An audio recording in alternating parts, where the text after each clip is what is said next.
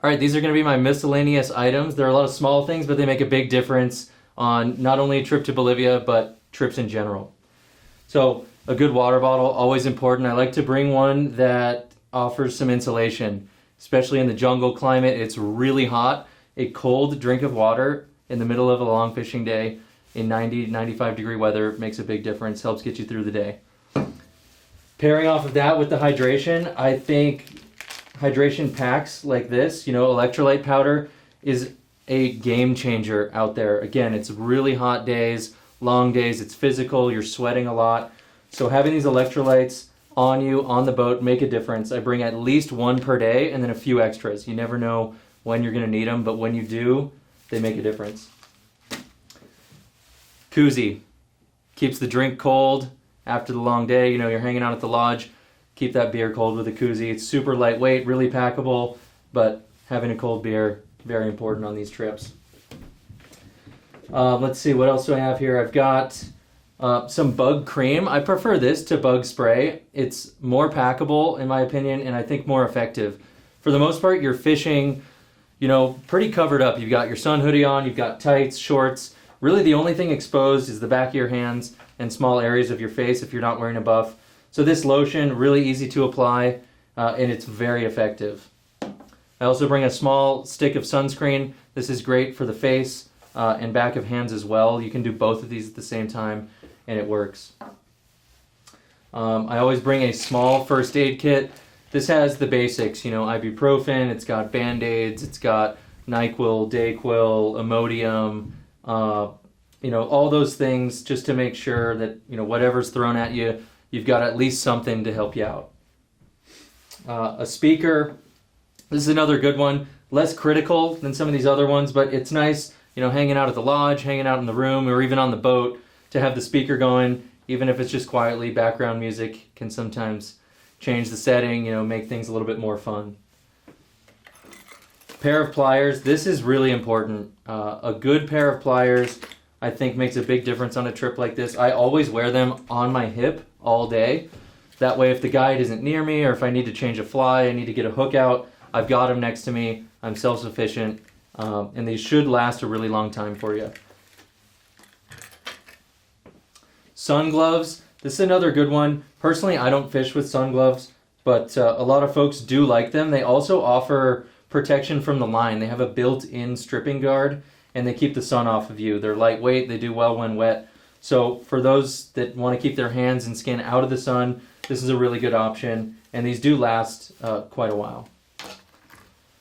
Similarly, because I don't use the glove, I prefer a finger tape for the line burn, and I think it's important to have something on your fingers as you're stripping the line. When the Dorado takes, or when the Pacu takes, it's very aggressive, and it's really common to have your finger get burned.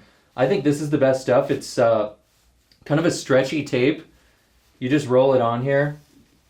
I do 2 wraps, clip it, and it usually lasts the majority of the day, if not the whole day. But, compared to normal electrical tape, I think this is better. It's got some really good flex in it, so you don't lose the dexterity, and you still have some feel of the line without getting burnt. I also like to bring a small towel, a microfiber towel. This is really lightweight, it's really packable, but again, it's a wet environment. This is useful in a lot of situations, not only on the water, but at the lodge, throughout your travels. If you need to dry something off, it's super convenient to have this, and it packs down to nothing and can just stay in the backpack. Ziploc bags and trash bags, also really helpful to have. Again, super lightweight. I always have them tucked in a pocket. Just in case you get a ton of rain and your bag's outside, you can just throw trash bags on everything, and all of a sudden, you're more waterproof than you were before. Ziplocs are nice for small storage as you go. You never know what you need. You can throw your tape in a Ziploc bag, you can throw your sunscreen bug spray in another one. Everything's separate and in its spot. Line cleaners. These make a big difference on trips, especially in Bolivia. Your line's in the mud, it's getting beat up, you're stepping on it, walking on it. Having these line cleaners on you, they're really cheap, makes a big difference. You can, at the end of the day, if you feel your line sticking when you're casting, run your line through this and you're good as new. I always have these in my bag. and you never know when you're going to need them, and they always kind of make things easier. I also use a line wallet like this.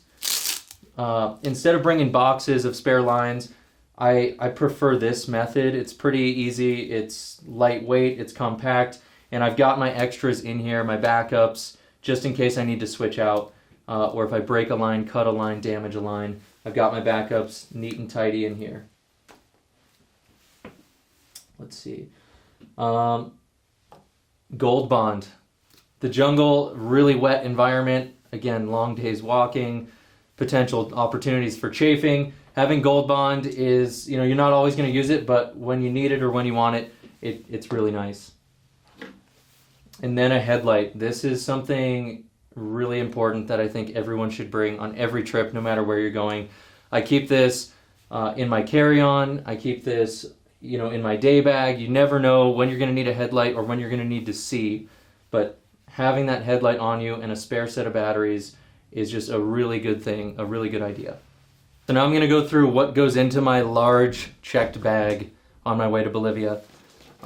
We talked about the rods earlier. There's a couple ways to get them down there. If I'm bringing my rods, I prefer this large duffel bag. They fit, and I choose something lightweight so I'm not sacrificing any weight to a carrying system. Something like this.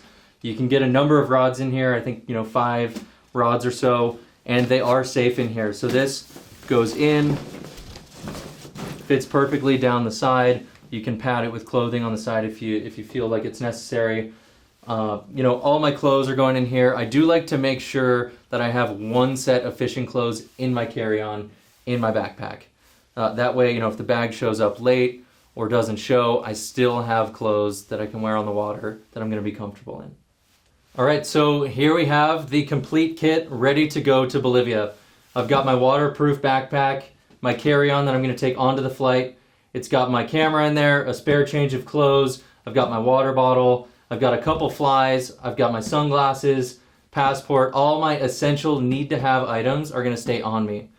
Then I've got my, rods, reels in here. Those are going to stay with me as well. They're going to ensure I have them when I arrive. We talked about some other options. You can also throw these in the bag. This is how I prefer to go, just to have it on me. But I've got these two as my carry-on, and then I've got this, the rest of my stuff. This is getting checked. All the rest of my clothes, boots, heavy stuff, all of the flies, everything else is getting checked. And with this, you're going to be ready to go.